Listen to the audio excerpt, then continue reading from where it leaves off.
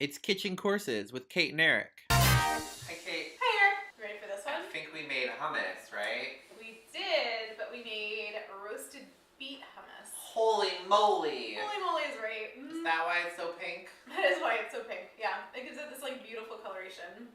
That's what I was saying. We have this like all this like awesome. Yeah. So while we were cooking, you were like, "Why put beets in your hummus?" Yes. Right? And so there is like a couple of reasons. So one, I think it adds like an amazing earthiness to hummus, which is a pretty, unless if you have like a lot of garlic or a lot of tahini or a lot of lemon juice, it's kind of, it's a very fresh palette for hummus, and I feel like this adds a little bit of earthiness to it. So that's one of the reasons. The health benefits, beets are super good for you in terms of, I think I was saying this before, but vitamin C, potassium, magnesium, fiber. So many vitamins and minerals. So many vitamins and minerals. And if you have kiddos at home, which neither of us do, but if you have kiddos at home, it's a good way of like sneaking a little vegetable into some of the things they're snacking on. And this doesn't have any oil. It's kind of really healthy. Should we talk? Hummus!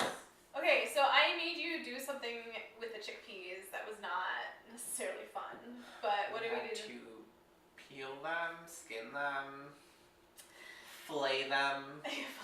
fillet that garbanzo beans. So anytime if you read other hummus recipes, you'll notice that they always talk about if you take off the skins of the chickpeas or the garbanzo beans, then it makes like a fluffier hummus. And I have to say that this is the fluffiest hummus that I've ever made. It looks pretty fluffy. It's pretty darn fluffy. So we did a couple of things. So the base hummus recipe is this. A can of chickpeas, we took off the skins, a half a cup of tahini paste. I had started with 2 tablespoons of lemon juice, but I would advise putting 3 in from the start. This is a little fancified in that I roasted off a head of garlic, which meant I took a head of garlic, I cut off the top, I put some olive oil over it and salt and pepper, wrapped it in foil, and threw it in a 415-degree oven for about 40 minutes until the garlic gets roasted and it gets like really creamy and smooth, and it doesn't really have that sharp garlicky flavor that kind of lingers with you all day. And then I also roasted a small beet, which came out to be 3/4 of a cup once it was chopped. So just again, you take a beet, I did it at the same time as the garlic, wrapped it in some foil, threw it in the oven, and let that roast for about 40, maybe 55 minutes. So it was a little closer to an hour. So the garlic roasted off, the beet roasted off. We threw it in at the end when we were kind of finishing off the hummus, and it came out just like this. What can they do with their chickpea water as a special extra fun bonus tip? As a special extra fun bonus tip.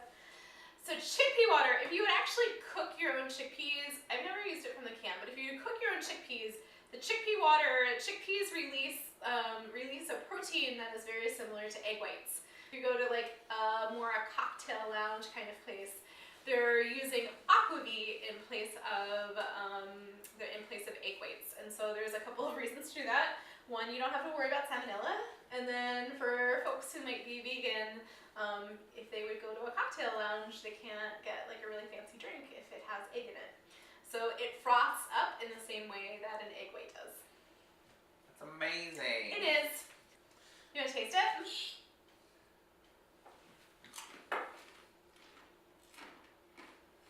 So we're just serving it with some pita chips and some cut up celery and cucumber, because cucumber and celery are my favorite.